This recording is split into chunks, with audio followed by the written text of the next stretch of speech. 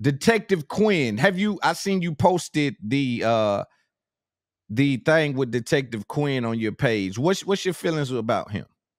They they're I mean, he's so playing to the cameras. I mean, a lot of people in the comments have called it out. It's like, what does he think this is, an audition or something, and it's just so, like, on the one hand, you can see how a lot of people would really like him, and he seems cool. I mean, if there's ever like a cop that you'd want to go get a beer with, Detective Quinn would be awesome to just like sit around and like hear all his stories. But just the way he is, I mean, a moonlighting job at Neiman Marcus when he's a homicide detective. I mean, it's like, dude, you hate to just say this, but it's like, it's hard not to look at him and Velasquez and be like, dude, those guys are up to something. Right. And Yeah. then just the way he was buttering up Adrian Bean in all those conversations. And one huge red flag for me is having covered cops over the years is the fact that David Quinn started the police union. He's one of the co-founders of the Atlanta Police Union. And those unions are hugely powerful, and they're a big reason that, like, frankly, some of the cops are kind of out of control in this country because of the protections that they have. So the idea that they would have somebody who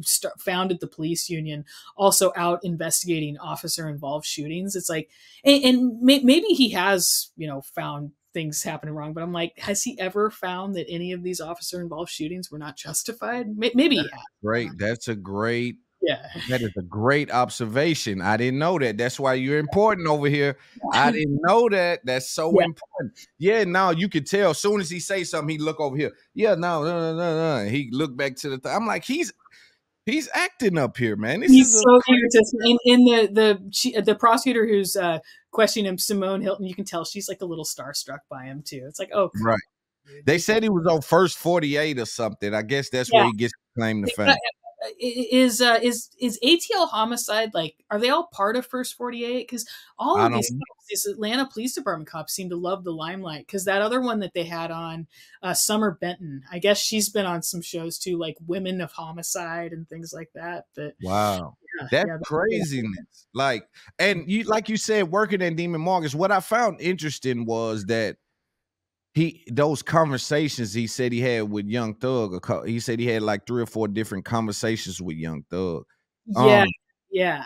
It was interesting for him to pull him to the side. Yo, you got Bean, and it's like, damn, like. Well, and because I'll be interested to see Brian Steele's cross of Quinn, because they're trying to get ahead of that. Because I think Steele's whole point is that, I mean, here Quinn is acting like Thug was involved in this and he thinks, something was bad, but yet you're sucking up to him at Neiman Marcus and asking him for a job or trying to do a job with him. It's like, I don't know, something's going on. And then his sister Dolly said that she never gave him the number, and he was saying that, yo, Dolly came and gave me the number and it's still in my police issue cell phone.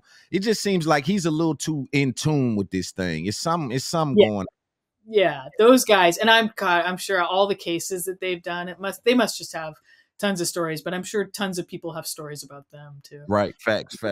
Thanks for watching this clip from It's Up There podcast. To see the rest of the interview, click one of the boxes on the screen. Also, join Discord and Patreon to be in our community.